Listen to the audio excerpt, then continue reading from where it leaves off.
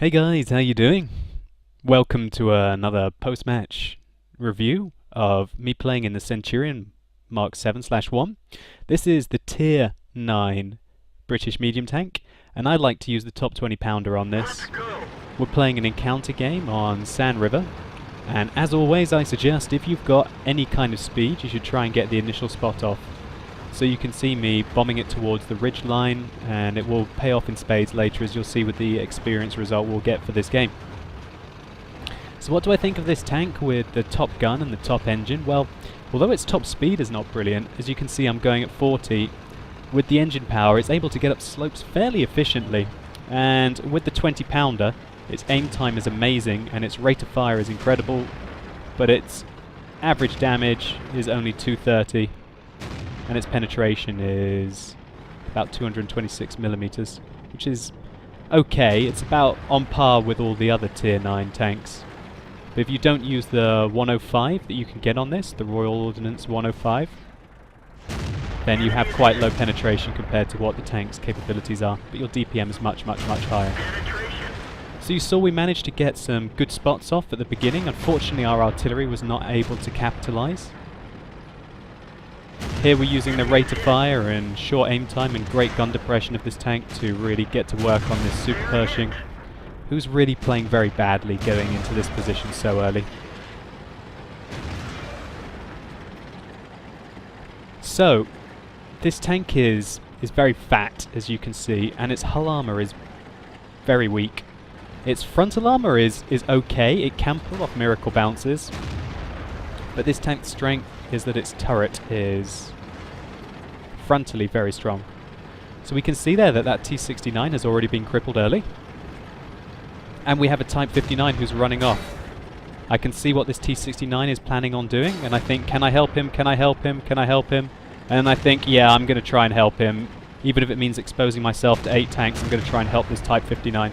So I come over and shoot the T69 before I thought he was going to get the final shot into the Type. As we can see, this AMX was there to finish him off anyway. Quite a risky play that, to go over there and help my friend, but I felt like if he's YOLOing that hard to try and go get the arty, then we've got to give him some respect. So here we can see me just spotting, keeping the spotting going. We've got 4 artillery on our team, and look at the health of that Carnarvon in the IS-8. I was thinking pretty obvious targets, don't you think? For our 4 artillery to be absolutely pounding those guys right now. But it looks like our artillery are far too all focused on the south of the map. Now I look here because I'm quite surprised that that guy managed to penetrate us, and he managed to get one straight through the mantlet, as you can see there, which it was really surprising for me as it happened, so I looked at it twice. But here we go, we're going to put some punishment out to this Pershing, who has got himself into an awkward position. We aim for his tracks, and due to the high accuracy of this gun, we managed to put one straight through his tracks. We put another one through, and we try and get it so that we can only get shot in the side. We tunnel visioned, unfortunately, and we managed to get snuck up on an E75 at an opportune moment. But we managed to evade his second shell, and the Pershing manages to escape to safety. Again, our artillery, fair enough, shot that E75, but before that I didn't feel like they put off that much pressure on my flank yet. But here we go, we're using our turret to put some pressure up on that Pershing. He was unable to go through our turret mantlet, but we were able to effectively shoot him. So I aim at the side of the T-32's turret there, and good luck trying to get through the T-32's turret even if you hit the side armor, as you can see. So I aim for the cupola instead, and we managed to put one through there. So basically, I'm trying to micromanage not getting shot by the T-32 here currently, while still trying to spot the IS-8 and the Carnarvon, who are in prime artillery positions. And then we can see the artillery shells just missing the Carnarvon.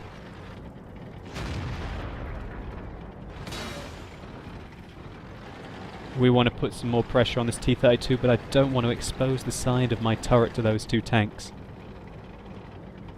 Just keeping on spotting them. I notice, hopefully in a second, that the Pershing has come back. There we go. And we see his shot, and we make it. That was a cheeky headshot. The accuracy and aim time on this tank, simply fantastic with the 20 pounder, as you can see there. And with careful shooting against non-tier 10/heavy tier 9 targets, the 226 pen is more than sufficient. So we can see here that our turret is more than capable of duking it out with this T-32. I unfortunately missed 2 shells at his turret. But I'm thinking that he should be in an artillery position here, whereas I'm fairly safe.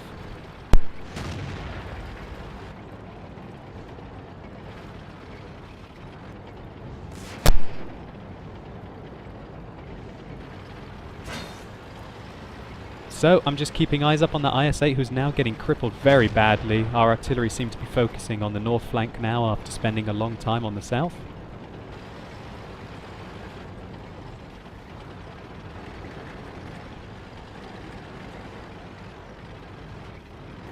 And the IS-8 is dead.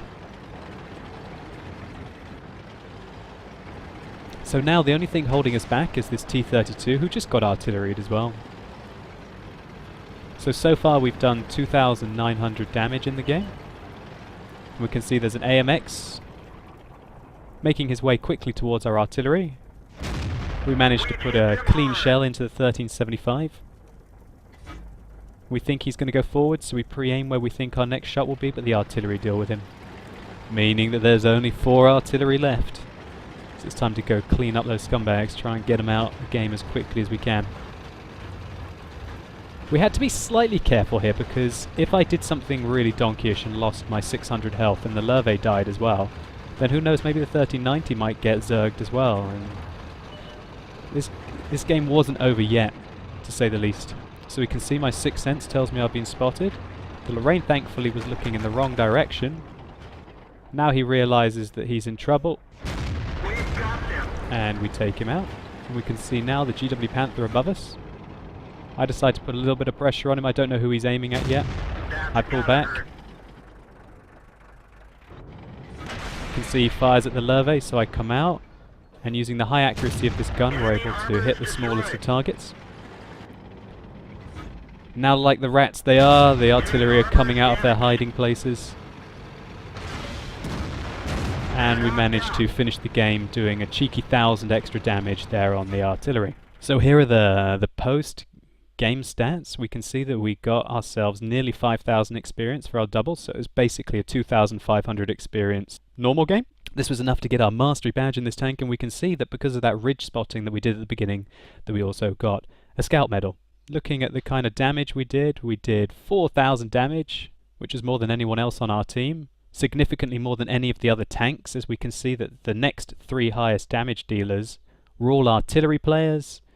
And with the 4,700 spotting damage that you can see that we did, it was quite clear that it was me and the artillery who basically just carried that whole game.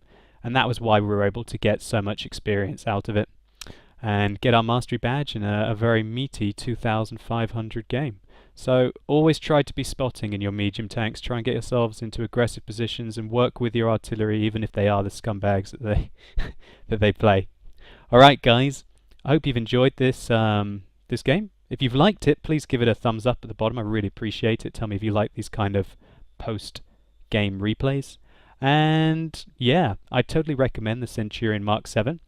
Using either the 20 pounder or the 105mm is a choice that you'll have to make. I personally think I'm going to stick with the 20 pounder and use it as basically a DPM monster with good aim time and a great hull down tank with good gun depression. That's how I want to play it. So thanks a lot guys. Hopefully check out some of my other videos, and if you've enjoyed this and you haven't already, think about subscribing to the channel. I'll catch you later, and good luck on the battlefield.